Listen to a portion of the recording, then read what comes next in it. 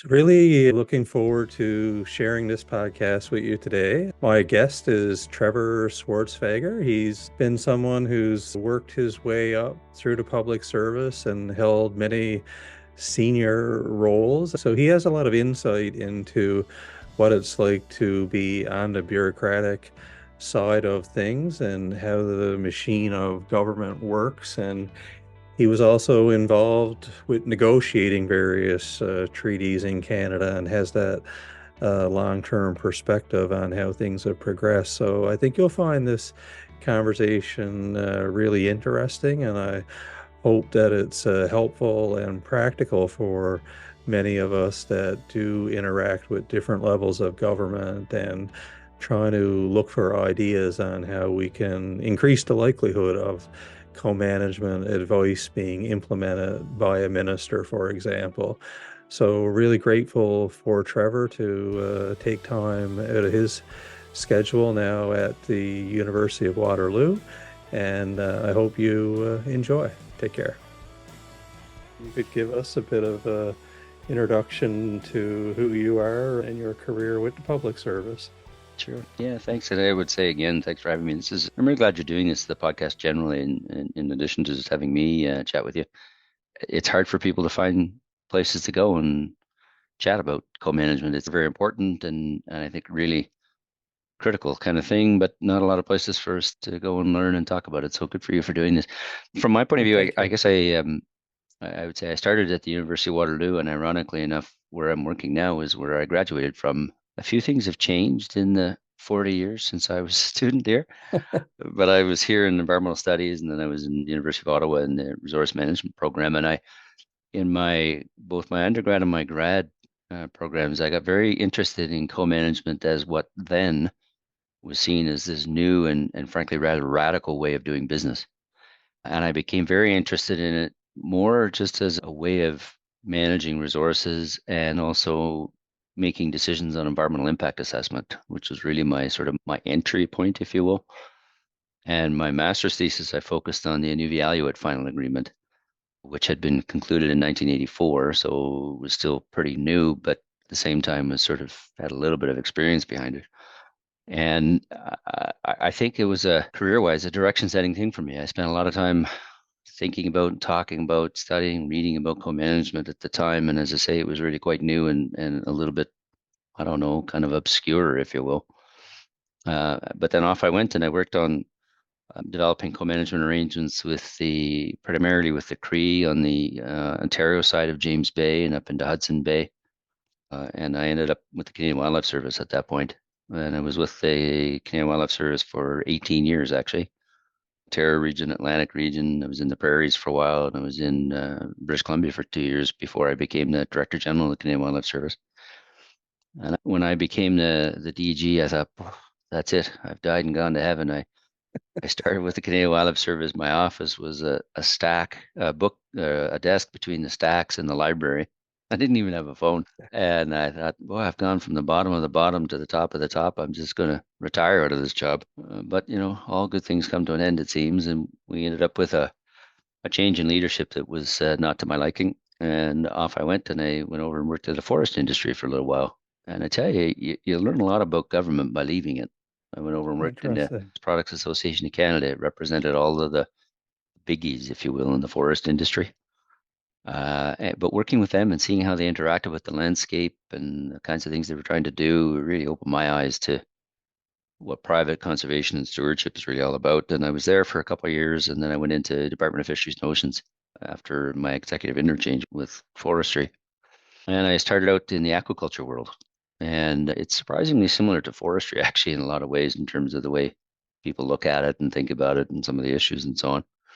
But after I'd been in there for a little while, they moved me over into conservation and protection. And again, if someone had said to me when I graduated from the University of Waterloo in 1985, with hair down to my shoulders, 2 earrings, smoking a pipe, protesting and doing marches and petitions, and if they said 20 years from now you'll be head of law enforcement at DFO, I would have just laughed my head off. But there I was.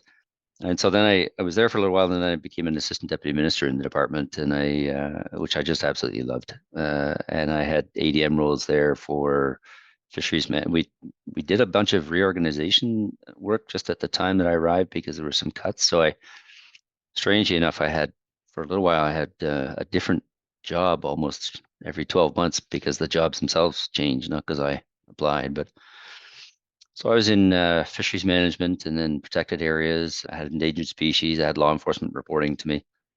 For a little while, I did a bunch of corporate stuff, but then I ended up as the senior ADM for science at DFO, and that was a dream job. It was absolutely, utterly fantastic. And 2020 hindsight, it's always just what it is. I wish I'd stayed in that, but instead, I went over and I did a little stint in the Canadian Parks Agency in Parks Canada, and I was there for a fairly short while, and then moved on to University of Waterloo, where I am now, teaching and thinking and writing about all this stuff. Yeah, some people would say that you're in a dream job now, like you've come full circle and you're now a practitioner in residence. It's really interesting to hear that background that you've had that experience in private industry and with multiple different federal departments as well. Both of them very key to co-management, the Yeah. Canadian Wildlife Service and DFO. And I know for most of us that work in co-management, we're not really clear what happens all of the time inside the big machine, so to speak, and it's a bit of a mystery. And it'd be really interesting to get your insights into that. I mean, those are senior roles in the federal service, and maybe you could give us an insight of what co-management looks like, I guess, from the government side, looking out. Well, when we were getting ready to have this chat, Jimmy, I thought about this in three chunks, if you will. If you think about this from the point of view of the fairly operational people in a department, so predominantly regional staff, you're a regional biologist, a regional scientist, a regional resource manager in any part of the country outside Ottawa. Co-management, I think, for them, for many of the people in, say, a department like fisheries or Canadian Wildlife Service or parts of agriculture, parts of CERNA or its various incarnations, I think a lot of them look at co-management as here's how I just work with the partners that are on the ground, near the ground with me. It's a good arrangement to have. It's just a way of doing business. And I think a lot of folks in that context view a lot of the people around the co-management tables as just their peers and colleagues and so on who happen to have a particular set of rights and interests in whether it's the land or the resources or whatever. And I would describe the operational side of things from inside government as is it always perfect? Of course not. But I think an awful lot of that sort of peer-to-peer operational, let's just get better decisions out there in the landscape, I think characterizes the regional operational people. The senior bureaucrats, people like me, are what I often think of as sort of the connector point between the operational folks, like the ones I've just described, and more senior political level or deputy minister level people. And so I think that bureaucrats in jobs like the one I had have a less rosy picture of co-management. I think co-management is seen as a kind of an impediment, as a kind of a pain in the neck. Oh, I've got to do this. And, oh, this is going to take me a long time. I'm going to have to go and consult with body X and Y and Z. And to me, right off, the notion that I have to consult with the board on whatever is a problematic perspective in the sense that, at least in my view anyway, it's not a matter of consulting with boards or co-management bodies in any of the land claim agreements that we've got now. They are, and I'm aware I'm telling you your own job, so please don't take this as me sort of speaking out of turn, so to speak. But I think it's important that we see the co-management bodies as the stewards of the resource or the lands in question, as opposed to almost like another NGO that you have to go and consult. And I think, unfortunately, that in Ottawa, it's sometimes viewed that way. Here's my list of organizations I have to consult: Canadian Wildlife Federation, the Canadian Nature Conservancy, the co-management board of blah, blah, and so on. And they're just on a list. I'm Yeah. exaggerating, but only slightly. And so I think you've got a group of people in there who are probably less close to the co-management as a paradigm. They see it not so much as a new and different way of doing business, but rather just one of the things you got to deal with on a day-to-day basis. And then the third big group is, of course, the political wing and ministers themselves. I've worked with, I was trying to count the other day, it's well over 100 that I've worked with. And in terms of ones that I've worked with very directly, and I was never a deputy minister who deals, reports officially directly to the minister, but ADMs de facto do on a lot of things.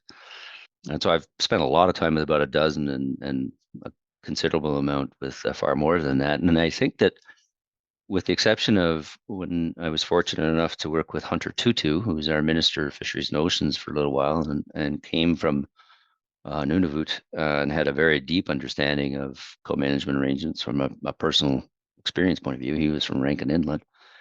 I didn't encounter a politician who understood, even in the most rudimentary way, what co-management is about, what it is. And I think in particular, the idea that it's grounded in and based in now in law, I think is often a bit of it's not a surprise to people, but it's something that they don't really think through. And it's sometimes seen as a discretionary thing. Well, we'll think about it and yeah, okay, let's give this co-management thing a bit of a go. And we all know that's not how it works. It's in the law. And so I think that ministers generally, the ones that I worked for anyway, had a fairly significant awareness and sensitivity to the Indigenous agenda writ large. I think under the current government, reconciliation is and or was, and I think still is a major part of their agenda. So ministers were certainly very alive to those issues, those considerations, those angles? Were they focused an understanding of co-management per se? Not so much, at least in my experience. And I make no negative comment about them. I'm just saying that's how they came into the job. I got really lucky, actually. The ministers I worked with were just great. I had a few that, like every human I've ever met, you have the odd disagreement with people on a substantive issue, but I work with great people in the minister's office, but they come into the job knowing certain things and not others. And knowledge of co-management around them was very limited. And they all, of course, hire political staff. And the people who work in a minister's office, what are called exempt staff, they are exempt from the rules of the public service. They are not public servants.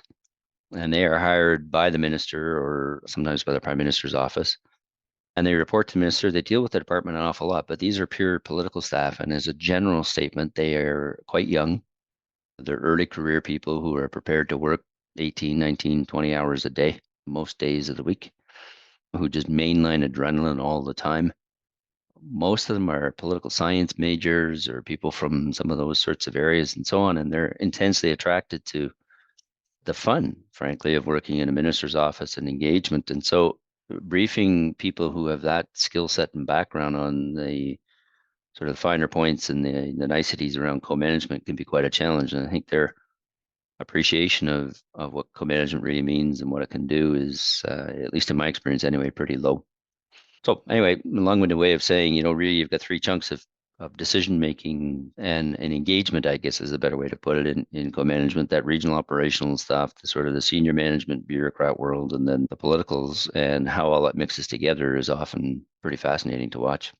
That is really fascinating to hear it broken down that way, and I'm just thinking in particular about the second group that you mentioned, the senior bureaucrats, and this thinking that co-management boards are lumped in with the regular stakeholders or whatnot. And I wonder how we can counteract that in some way, because from the outside, I think we feel that a lot of times. That I know DFO in particular, there's different meetings that we go to, and they're advisory meetings where there could be 20 different groups, and we've often argued that we weren't all created equal, and there's industry, but then there's sometimes groups there that have a treaty, sometimes and Indigenous groups that don't have a treaty, and this one size fits all approach don't really work.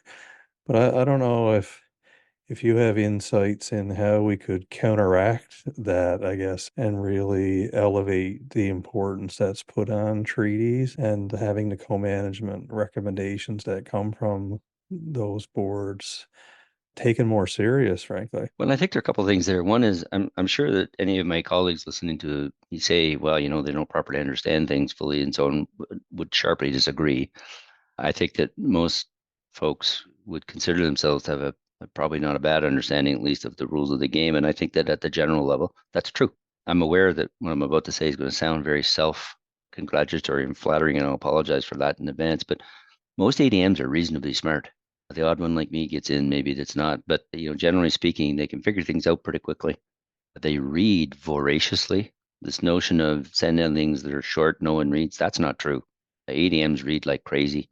They learn to consume vast amounts of information. They get to the roles they're in because they can, and DG, same thing, because they can learn and read and react very quickly. Where I'm going with this is that I think the first sort of, I don't know what the right word is, but the sort of the first stepping stone in achieving the kind of thing you're talking about is having senior management who stay in place for a little while. And if I had a role like yours, I think one of the things I'd be doing is very proactively reaching out to the individuals involved because they're people. I'm aware that sort of Captain Obvious has arrived and so on, but they're people and they tend to be fairly receptive to this. And I think that briefings and information products that are targeted at them as opposed to sending it to a box that's got a label on it called ADM whatever, I think is a big start. And I also think that explaining some of the nuances within Indigenous community writ large, I don't mean a physical space, I think is important.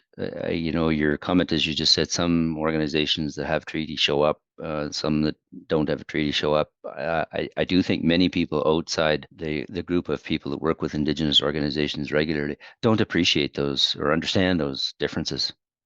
I think it would be rare. The person who, if you were to go along and go pop quiz, what's the difference between, say, a First Nation rights holder who has treaty rights to a certain area in southwestern Saskatchewan versus someone who's a beneficiary of the Labradorian land claim or something like that, to use two random examples. I think there's a high likelihood that a lot of people in the government system wouldn't fully appreciate the difference between those two sets of rights and interests and so on. And so the more effort that can be made to nuance and understand all of that, I think the better. And then I also think that the other big thing to continuously emphasize around messaging with co-management is to continue to emphasize that it's a better way to do business. I mean, I often say to people, yes, I totally understand and appreciate and have studied in great detail the legal and historic and cultural significance or groundings rather of co-management bodies. And I think they're not just a better way to manage wildlife or fisheries or impact assessments. That's not why, or that's not their legal foundation, but it is one of the outcomes. And I think that often it makes a lot of sense to point to, well, yeah, beluga are managed better, birds are managed better, impact assessment decisions are better than they would have been without these arrangements in place. And I think the more attention that's drawn to the efficacy of co-management as a way to produce better outcomes as opposed to focusing on who has what rights and what they mean, I think that resonates an awful lot with people in line departments in a way that I think could be helpful. One of the things you mentioned there that I found interesting as well, that in some of the conversations we have, like, who are the decision makers? And at the end of the day, is it solely the minister, or is there a key group or within the public service? I know we've took exception, I know a couple years ago with a publication that was written where there was an overemphasis, I'll say, on the Fisheries Act and the fact that it says that the minister does have the final say and Mhm. authority. But at the end of the day, like you said, a lot of the ministers may go into these roles without necessarily the experience. So, kind of insight into who makes the decisions and what information gets factored into account would be really insightful. Well, this is one area where, generally speaking, I would say that it's the same regardless of the portfolio and the minister you're talking about, with one notable exception, and that, of course, is fisheries. Section 7 of the Fisheries Act says in black and white, it's not implied or suggested or anything, that the minister has the absolute discretion to issue licenses, permits, and so on. You won't find that term anywhere else in law. It doesn't exist in Canadian law, and I've looked in other countries where that you just won't find anything like that. And I think it's an artifact of the reality that law and that clause was drafted in 18, not 19, 1868. And I think probably the boys got together and said, well, that sounds pretty good to me. It seems like a good way to manage fisheries. And that hasn't really changed. And so most ministers that I've worked with and political folks, they come in and they say, what's that really mean? They ask the very same question you just did, only from the other side of the table. And when you say to them, well, minister, what it means is what it says. The decisions on all of the fishing issues you make. And in some cases, you can see their eyes light up and go, really? It's like a kid in a candy store. And if I tried this and this and this, could I really do? Yes, sir, or yes, ma'am, you could. And I would say that the first point to make on all of that is that the minister's role is not to be underestimated. There is a sense sometimes I think that people say, yeah, I know that technically it's the minister. We all know it's the bureaucrats. No, it's not. On an awful lot of big fish decisions I'm talking about now, as opposed to other things, it is the minister. I've been in meetings briefing ministers and watched them make decisions one way or another. And I've watched them regularly, not every time, but regularly reject the advice of the department. Thanks very much. We're doing this. And they write that down, make it so, and we go and do. And bureaucrats often say, we advise, ministers decide. And it's not just a throwaway line, it's true. So I would emphasize that particular in fisheries. Now, having said that, if you think of decisions that come from a co-management board on a particular topic, the thing is that before a minister gets a hold of it, it's a long, tortuous route up. So if someone sends, say, the chair of board XYZ, the Nunavut Wildlife Management Board, or the board that you support, or whatever, sends a decision letter to the minister, the way it works is that it comes into the minister's office. There's a clerk in there who will say, oh, the topic is whales, if that's what the decision was on. I'll route that down into the department and it'll go into the part of the department that deals with whales. And then if I note that it's geographic, I might also send it to the regional place. The minister's office and company, they never see that. They don't even know it exists. And so then somebody at the bottom of the chain will go, okie dokie, we've got this letter from Jamie Snook or whomever. What do we do? And they start producing information around what is the issue, what are the ins and outs of it. And they'll start writing a briefing note and all that kind of stuff. And they'll offer pros and cons around the decision. So you have usually a relatively junior analyst, most of the time in Ottawa, occasionally in a region, will sit there and say, here's what this is all about. Many of them wouldn't know Jamie from Joanne kind of thing. And so they're sitting there looking at the issue and dealing with it in a somewhat removed way, and it makes its way up through successive chains in the bureaucracy. When it lands on the desks of people like me, or even more importantly, compared to when I was DG, when it lands on the desk of a director general, that's when they really start to kind of go, here's how we're going to think about positioning this decision. On a co-management board decision, one of the options that is not available to government bureaucrats is to just sit on it, but bureaucrats often, I've done this, often on a decision not in a co-management context and so on, will just say, well, I'm just going to just leave that sit here. I'm not going to do anything with it. And the minister never sees it. And you can argue whether that's ethical or not. There are a lot of things that come in that are just ridiculous, frankly, that, you don't want to waste the minister's time with. But that becomes a judgment call that senior bureaucrats make. Now, in a co-management decision or something like that, that's obviously not applicable because you can't just do that even if you wanted to. But what happens then is that an assistant deputy minister and his team or her team will generate what's called a memo to minister, as the name implies, and it'll say attached is the proposed decision from the board. And here's what we recommend you do. And so now, if you're the minister, now you're getting a recommendation from the professional public service signed off by someone who's been doing this for a long time. And if you have really strong views on it already, if you come from the area, let's say, or if it's an issue that you feel you happen to know something about, ministers will engage a fair bit. But typically, if you imagine yourself in the position of a minister, you got a million things to do. You got the prime minister chirping you on this, that, and the other thing. The media is after you. So, okay, wait a minute, hold the phone here. We're going to sit there and debate the nuances of beluga harvest quotas in Western Hudson Bay. And they're going to stare across the table at a bunch of men in dark suits or women staring back at them and saying, well, minister, you do whatever you want, but we know what we're doing. Here's what we think you should do. You can imagine how those conversations often go, right? There's a bit of a tendency for the political world to say, well, fine, off we go. And so the bureaucrats do wield enormous influence in that context. And it is people in the senior ranks most of the time in Ottawa. They shape the decision, they put the information context around it, they will add or subtract certain amounts of information, all that kind of stuff. The decision is always on these issues made by the minister personally. I've never seen a situation that it's not like that.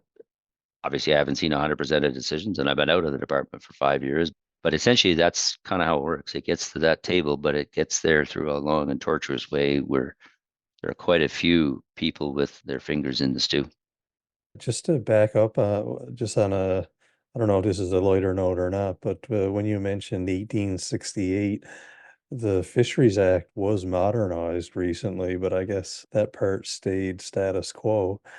And I appreciate what you're saying about the role of the minister, because I know in this area in Labrador, a lot of people that were around back in the 70s and still involved in the fishery always speak fondly of Minister Romeo LeBlanc and his contributions. And he was one of the rare ministers that came to the Labrador coast and ultimately led to some fisheries licenses or allocations that got put to the region. And I don't even know if we'd have a fishery here today if those Yeah. allocations weren't put in place because they've subsidized so many other fisheries since. And I guess in my time with the co-management board, now post land claim agreement, Minister Keith Ashfield, when he was there, made some substantive decisions that seemed like they moved the needle. But it is a little bit rare. Not like you said, not every minister is going to be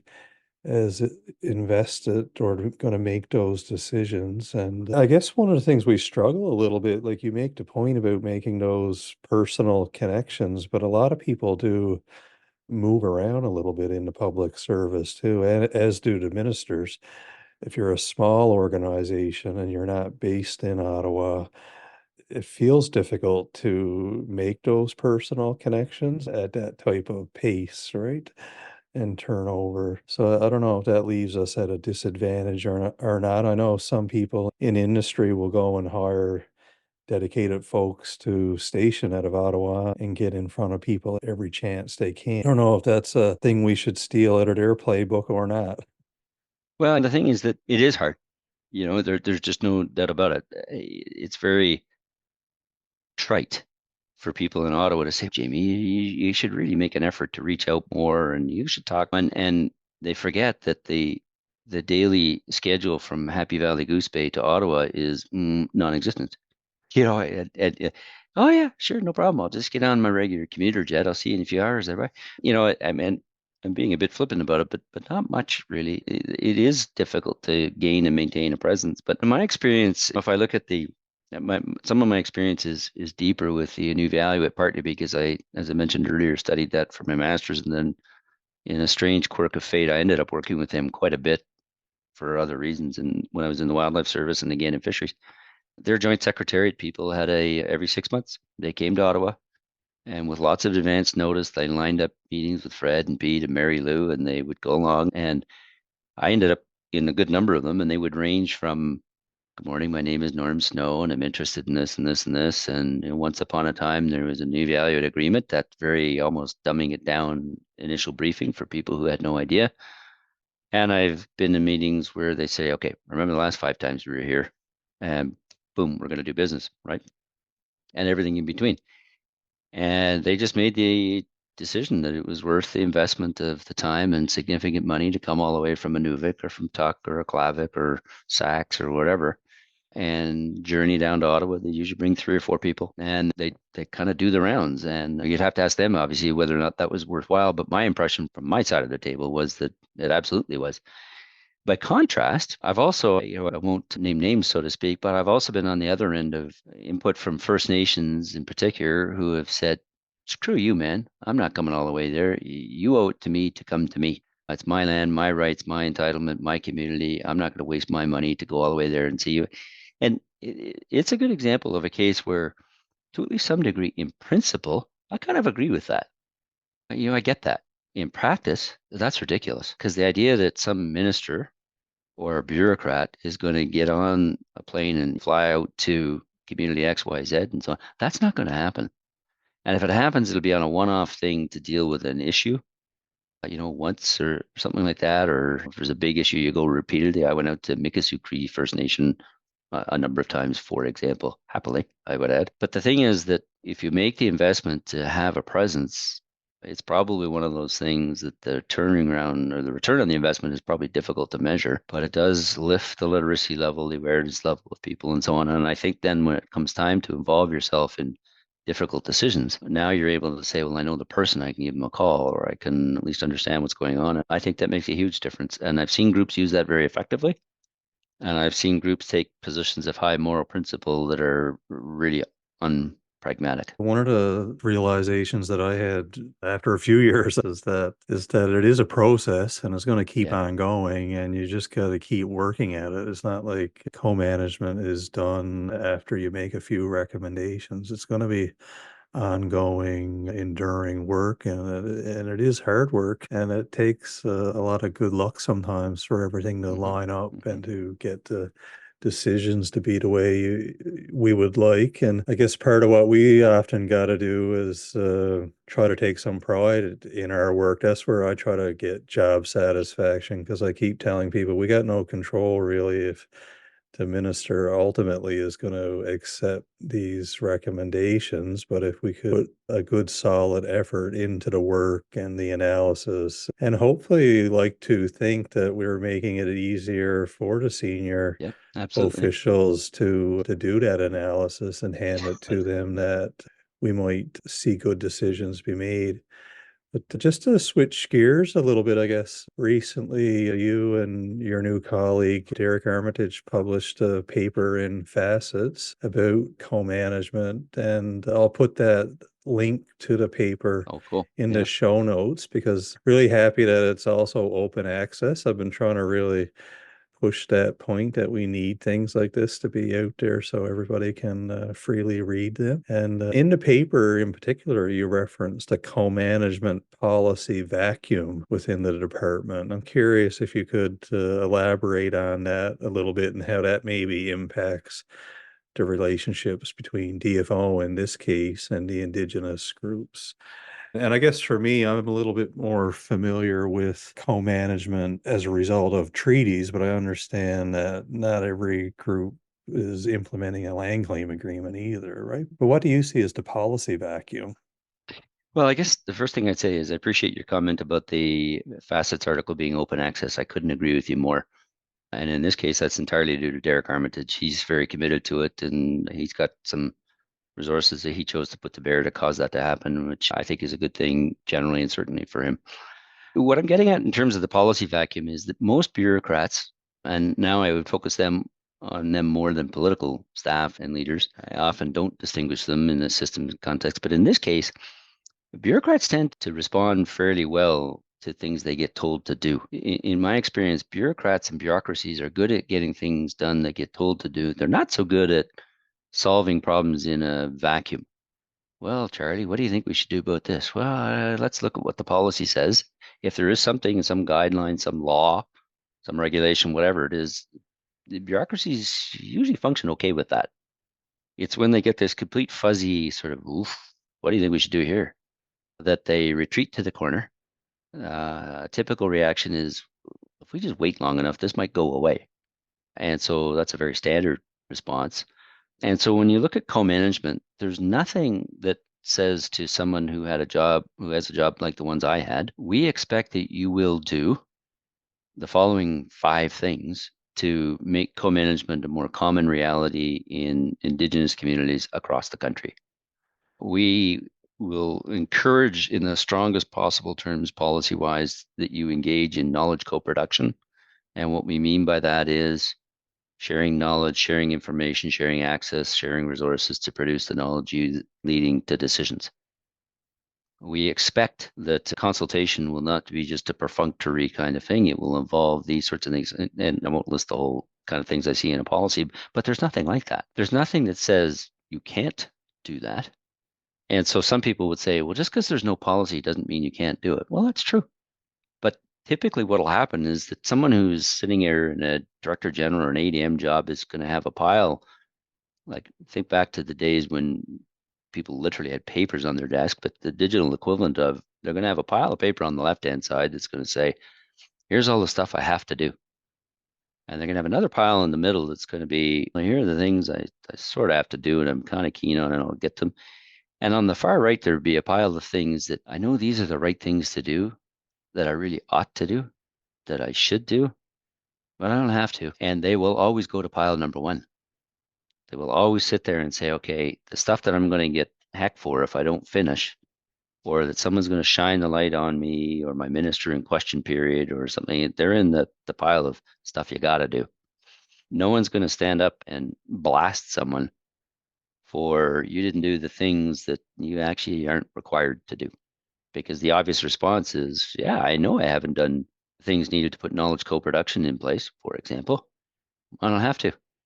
So don't be giving me grief for things that I'm not even required to do. So where I'm going with this is that we don't have anything in policy terms that I can discern anyway that says something that is proactive in the sense that the model that has been developed across more than half of our country geographically, i.e., the three territories, big parts of Labrador, and a little bit of British Columbia, where co-management is the norm. It's not the exception. It's the norm. It's how things are done. And I think that what we're learning as each calendar year ticks by is how to do it better and better and better. And again, is it perfect? No. I'm sure there are things that you would say, well, this is not working well, or that's working well.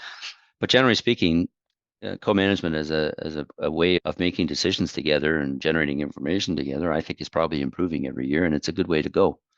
There's nothing that at the federal government level that says we want to take that experience, make it geographically and or culturally relevant in other circumstances and do it. And so in the absence of supporting policy, I think a lot of the move towards co-management in, for lack of a better term, non-land claim areas has been far slower than it could be or should be. And Yeah, I don't see that changing anytime soon unless the policy changes. yeah, I know. I've certainly helped write letters that where we often refer to honoring the spirit and intent of land claim agreements. And I guess Yeah. we often think of that as policy, so to speak. But I don't know if you have any practical suggestions on how we could maybe try to initiate more of those internal policies to help guide people. Because I know in a lot of other settings in fisheries management, sometimes draft documents don't even get to be official policy, so to speak, but if there's a draft document in place, all of a sudden that's now the policy and it guides Yeah. some annual decisions. And we try to argue, hang on a minute, it's not actually policy yet, we're still working on it. But just the fact that these documents are drafted, they can sometimes be very influential. So you got me thinking about maybe we should be bringing forward some draft co-management policy and have it as a regular agenda item on the regional consultations and so on. It's not a bad idea because the thing is that policies are highly variable in nature. Some of them are almost like law, very binding. Others are really more general guidelines. And it's not like a bureaucrat's going to sit there and say, "Oh, I'm stuck. There's no policy, so I'm just going to sit here and do nothing." That's not how it works. So I don't overstate, I don't think anyway, their importance. But if there are tools, policy, instruments, guidelines, and so on that can serve to create boundaries and frameworks for people and push them in a direction that's more supportive of co-management activities, I think that's good. A good example of it for me is in a move that I just found quite stunning. The day that Justin Trudeau walked out of Rideau Hall and called his first ever press conference as prime minister, and he talked about his famous "It's 2015" or whatever year it was and all that kind of stuff. He talked about big data and transparency. I just about fell over. I thought, this is what you're coming. I loved it. I thought it was great. And so we're going to have this open data and all that kind of stuff and so on. Look what's happened on that one. If you go looking around for a law that says you shall make these data publicly available in fish, for example, you won't find one. There is a general, very general policy around some of this kind of stuff. There's nothing compelling. So if you decided today that you, for whatever reasons, wanted to do a bit of a research project on trends in northern shrimp populations off the coast of Labrador, and you wanted to do that not because you wanted to make an argument on TAC, on total allowable catch, but you're trying to understand changing ecological conditions and you think shrimp would be a good indicator. And if you knew the data for 25 years, it would be really helpful from good luck trying to find that. If you wrote to DFO, they might send you eventually a PDF maybe of the data and so on, but they might not. But it's certainly not something available. And so I think that even in areas that aren't co-management per se, I think that the more that can be done to make information that people need to make decisions more available and policies that support co-management type activities, the more of that, the better. But I also think that the government of Canada I would argue equally the provinces do for that matter, but the government of Canada needs something in each department that says something like the Department of Fisheries and Oceans policy with respect to co-management is, and I won't try and enumerate what I know what I would say in there, but we don't have time in a podcast to go through all of that. But my point is that it's a proactive statement as opposed to, well, let's see what happens. Yeah, I'd like to ask you a question about that. The big data and transparency is an excellent example. And I remember it was probably at the same announcements when the prime minister at the time talked about how everything was going to be based on science, which sounds really great. But I definitely worried from an Indigenous perspective that a lot of people don't necessarily see Indigenous science as the same thing or Indigenous knowledge. And I felt like it almost created a barrier in some sense, and things got a lot more closed within the department to access data and science, and a lot of circles, I would say, got emboldened even. And I'm just curious, where you used to be the ADM of science or the department, do you have any insights there in how that shifted? Because I remember before that time, then things weren't great either with science, in the sense that things were getting muzzled, or there was a lot of frustration in the Hmm. scientific community before that as well. So it seemed like there was reason to be joyous, but it didn't necessarily play out that way in practice as helpful for people in co-management, where we were really wanting to promote different types of knowledge. Well, I think that the ability for scientists who are working for a government agency now to speak to media in particular is dramatically better today than it was 7, 10, 12 years ago. Can I prove that empirically? No, but I'm very confident that's the case. Having said that, the amount of data that is routinely made available to the public from, and I'm not talking controversial things. If you decided you wanted to access the waterfowl survey data for the province of Saskatchewan, collected every year by the Canadian Wildlife Service, you can't do it. You want to know numbers of ducks by species. You can't find that stuff, right? And so part of the idea is that from a bureaucrat's point of view, they say it's a pain in the neck to do all that. Why would I bother? I don't have to, and who's going to use it anyway? That shouldn't be their decision. It should be open by default, and someone else can decide whether it's going to be used or not. But I think that many of the excuses, and I do believe that's what they were, for not sharing data regularly are disappearing. It used to be, I can remember when I was ADM Science, I got all wound up on this and I really wanted to share our data and so on. And I got a proposed bill from Shared Services Canada as to how much it would cost me per terabyte to store data. Well, it would have bankrupted us. It was something like $14,000 a terabyte. Today, and this is all pre-cloud, right? And so today, I don't know what it is exactly, but I had a friend tell me the other day it was something like $5 or $6. And so Interesting. the costs for data sharing and so on have dropped like a stone. I've personally participated in decisions and discussions where I've been wanting to publish XYZ and been told in no uncertain terms by people in communications units, don't you dare. Why?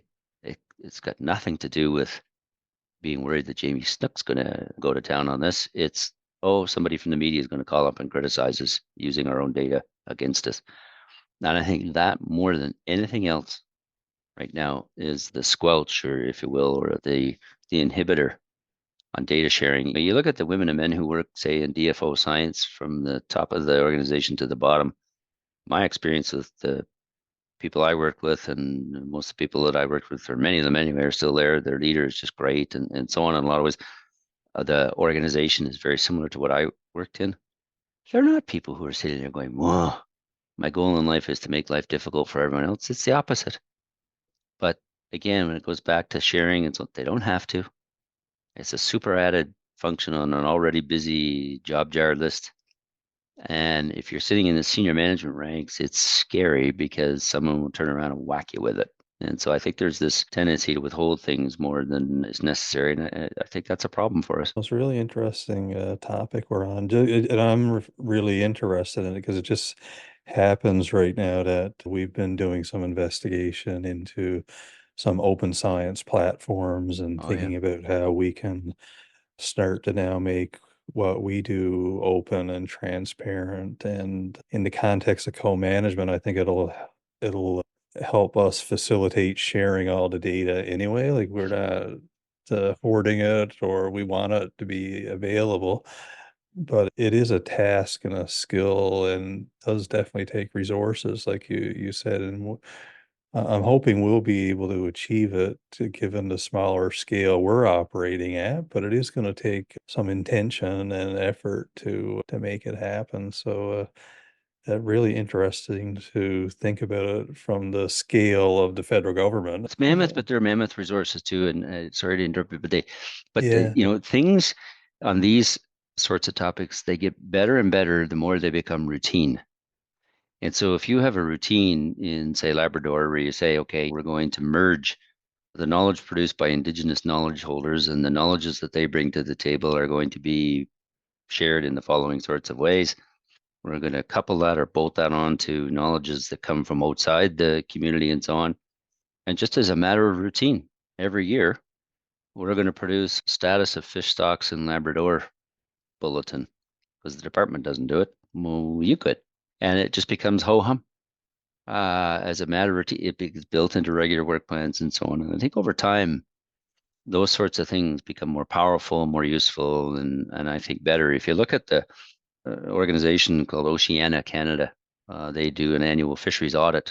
When they started that, people said, "What the heck is this? Is going to be silly. It's useless." Well, they're up to number 8 now.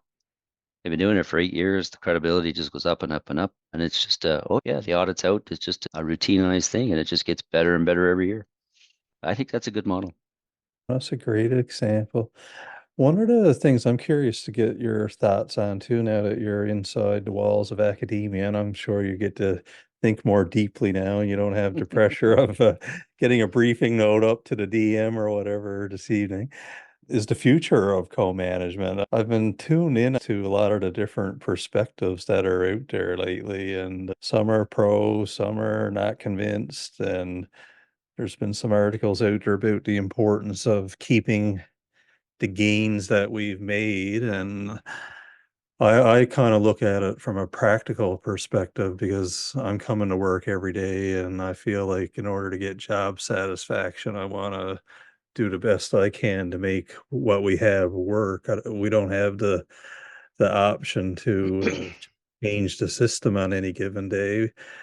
But curious about your thoughts on what you think the future of co-management is going to look like in Canada, either treaty based or non-treaty based. So I say a couple of things with this. One is being in a university environment the way I am now as compared to being in government, as you say, it is a very different perspective. Is it better or worse? I don't think so. It's different.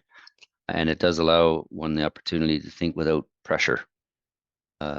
Pressure was a daily part of my grind every day, all day long, and so on. And I, to be honest, didn't properly and really fully understand that until I left. And anyway, and so it's a very different way. And even though people, particularly in senior roles, are at the middle of enormous amounts of information and ideas and creativity and so on, they very rarely have the time or the inclination to sort of say, "Wait a minute, I think we could do this better."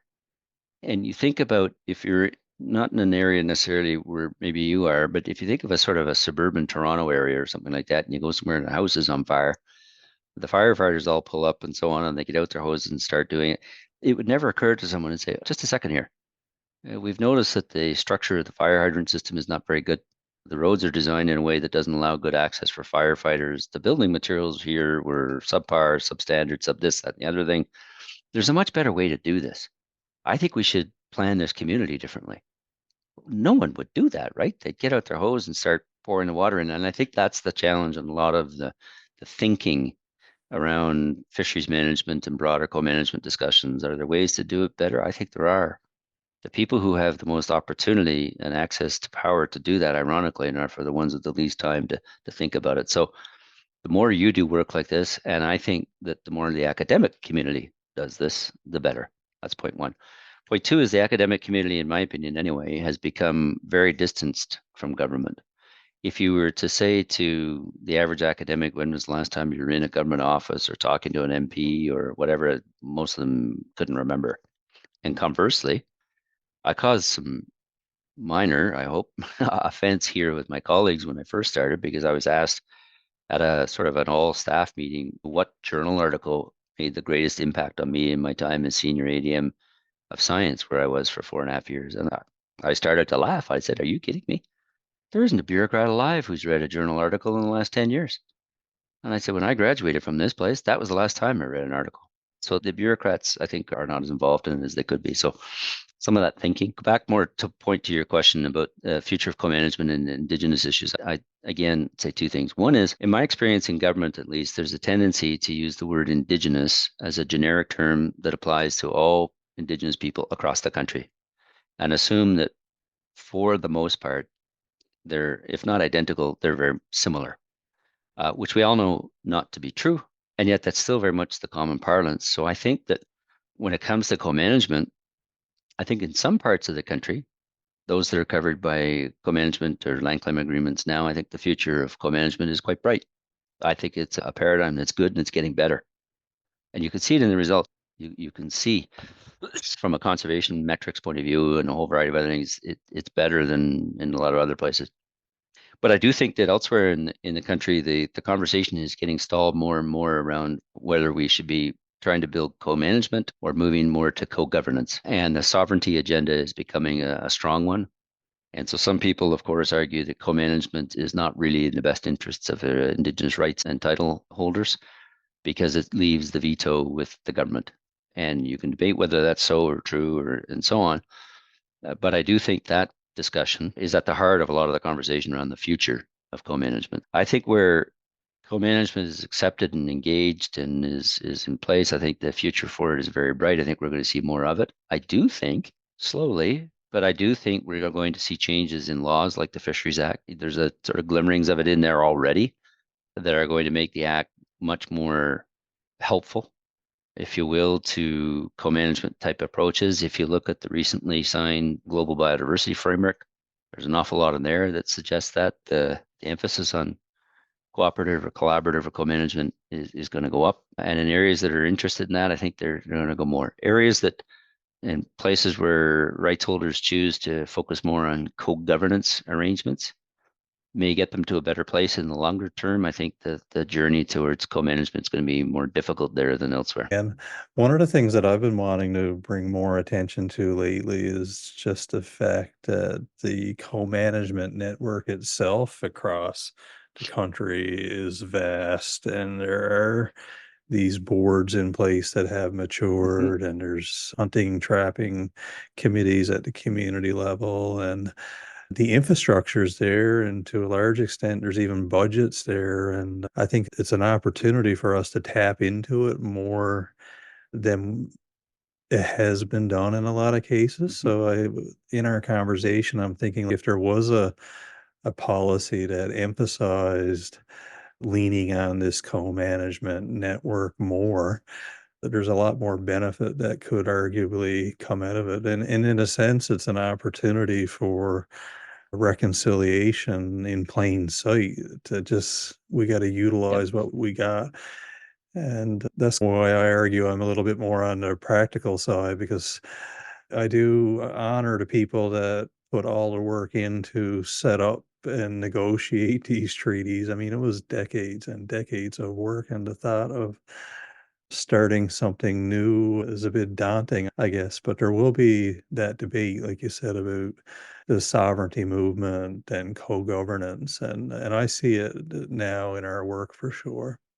Well, it's interesting you'd say that because the perspective of history is always interesting. Early in my career, when I first got out of university, I was a member of the federal negotiating team on a self-government agreement initiative in Northern Ontario, none of which came to fruition. It didn't go anywhere. And then I was a member of the federal negotiating team on the Labrador Inuit claim. I was the wildlife person on the Nunavut claim. I was the wildlife and fish person on a number of the Dene claims and discussions and so on. And I can remember clearly thinking, I have got to get another job. This is going nowhere. We are never going to get this done. It is never going to work. The Inuvialuit was a freak of luck agreement. It's never going to be replicated. this co-management thing is just going to fade away and die a miserable death somewhere. Well, look how wrong I was, and being old is not always fun. But, I look at things and I think, man, oh man, compared to where we were when I started in this field, I know when we were chatting the other day, in a little flight of vanity, I Googled myself the other day just to see what's out there. And I found a paper that I wrote in 1988 when I was working with the Canadian Wildlife Service or 1990 it was, on a co-management workshop that we convened and I wrote the paper on and so on. And 33 years ago, it was just this radical, oh my gosh, let's look at this. It's really cool. There are these little glimmerings, and 3 or 4 long-haired hippies working in universities were writing about this as a good idea. Well, it's just the norm now in many places, and I think that's good. And I don't think, naive about all this. I think there are challenges and bumps still in the road, that potholes that need to be paved over for sure. And as I said in the article that Derek and I wrote, I think that the law has not caught up with the reality in many parts of the country. And if you are a Métis person, if you're a First Nation person in Manitoba or Ontario, well, anywhere in the South, and you don't have the beneficiary of a modern treaty and a full acknowledgement of your existing treaty, if you don't have anywhere to go to take your traditional knowledge and that of your community and plug it into decision making and so on, that's quite difficult, I think, and not how things should be. But I do think that we're making progress. It's not fast enough, it's not far enough, and so on. But I think that the co-management experience we forged to date is a very positive one we can build from. It's something we can be proud of in Canada. You don't see this elsewhere in the world very much. And again, I don't want anyone to, I wouldn't want anyone to think I'm just some communication shill going on about how wonderful this is. I'm not naive to it. There are lots of problems with it. I acknowledge that. But as a model of doing business and a way of going about things and so on, to me, it's very Canadian. It's very much, let's do this together. Let's not sue each other every time we turn around. Let's not stand up and call each other names and say all kinds of inappropriate things. Let's just sit down around the table pragmatically, the way you said, and let's figure out how we get things done. And most of the time, we do. And the beneficiary of it, really, from my point of view, at the end of the day, first and foremost, is nature and all of us that depend on it and love it. Definitely. I should ask you for some practical advice before we clue up, because just in November I had the opportunity to give a presentation to the Standing Committee on Science and Research in Ottawa, and I'd only ever did one other presentation like that to one of the DFO committees, but any advice for presenting to those standing committees that are established and how influential they may or may not be? My experience in November was not ideal. I was sick and I had all my materials provided, and before I knew it, the chair of the standing committee said, "That's it, your 5 minutes was up." There was no negotiation over time, and it just all happened so rapidly that I think if I get an opportunity again in the future, I gotta think differently about how to approach it. But what's your sense on those committees, and is there an opportunity to engage with those from a co-management perspective? I've been in parliamentary committee close on 100 times now, and I would say I've got a not a bad feel for what it's like on the other side of the table, even though I've only been presenting. Obviously, I've never been an elected official, but I think there are 3 things that I would always say to anyone who's potentially looking at that. One is negotiate your time hard. And if they say you've got 5 minutes, just say no thanks. I don't think you can deliver a substantively deep pitch on any topic in 5 minutes. And people who say the elevator pitch has got to be this, that, and thing, I always just say, well, go get on a different elevator then. I just think that is superficial nonsense. And if they don't have more than 5 minutes for you, you shouldn't have more than 2 for them. The second thing is that the amount of garbage that gets shoveled at them is enormous. And so if you can force yourself to strip out all context, here's what the organization is, here's our history, and so forget all that. They'll be given all that by briefers. You should always be in a position to say, I've tabled a bunch of background for you so you can know what my organization is and does and all that kind of stuff. Today, I would like you to, whatever it is you're there to get them to do. And the third thing is the more pointed you can be on those things, the better. We would like you to do, or sometimes to stop doing this, that, and the other thing, and so on. That's harder to squirm out of. And people who are not too inclined to move on things, they love it when someone comes along and says, you need to take stronger and more careful account of co-management and fully respect the rights and entitlements of group XYZ and so on, all that stuff is true. It's very hard to disagree with. And so you can put a sincere look on your face and you can tighten your tie up or whatever you're wearing and kind of say, oh, yeah, man, we're really with you. And then just say, we got off that easy because we don't actually have to do anything. So the more you have these sort of very pointed, we'd like this and this and this done and not that done. And never mind all the context and background and all that kind of stuff. If they want to know that, they can ask you. But your presentation should be long enough that you can say what you want to do. Very light on background, context, all that stuff, and very pointed. You can do those three things, usually it'll work. All right. Well, that's great practical advice. I really appreciate it. And if I get another chance, I could see how there was at least a couple things there that I did wrong now in hindsight. So thank you. Well, send yours to me And the next time you go and we can work on it together. I appreciate that. I'll take you up on that offer, and maybe you'll come back on the podcast sometime and Oh, reflect on something. And yeah. this is a great conversation and a lot of insights for people that are wondering why things are the way they are sometimes. It'll shed some more light on things. Well, thanks very much for having me. And if anybody wants to follow up with me afterwards, I'm always happy to do that too. You've got my email address, and I love chatting with people about this stuff. Yeah, no, I'll definitely put all your contact details there, For sure. and Yeah, you sounds you great. might even hear from some old friends in the public service. Oh, well, there you go. That'd be really good. And now I'm worried. I'll have to get an editorial comment. They'll sort of give me a score out of 10, see if I get more than 5. It'd be good. All right, you take care. Thanks again. See ya. Bye. Thank you, everyone, for tuning in until the end. I hope you appreciated that podcast with Trevor Swerdfager from the University of Waterloo. He obviously shared a wealth of information from his time in government and lots of really practical advice there that I feel I could implement tomorrow, actually. So that's the type of things that I was hoping for as a practitioner in co-management, but I think people that are also students or studying this topic, I think we need to be sure that we consider all of the different perspectives. So really grateful for his time and hope to speak with more people actually in the different levels of government and in academia, and of course people at the community level that are involved in co-management on a day-to-day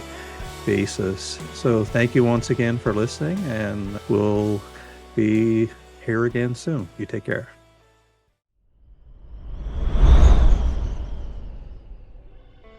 Hi, I'm Dr. Jamie Snook, and thank you for listening to another episode of the Co-Management Commons Show.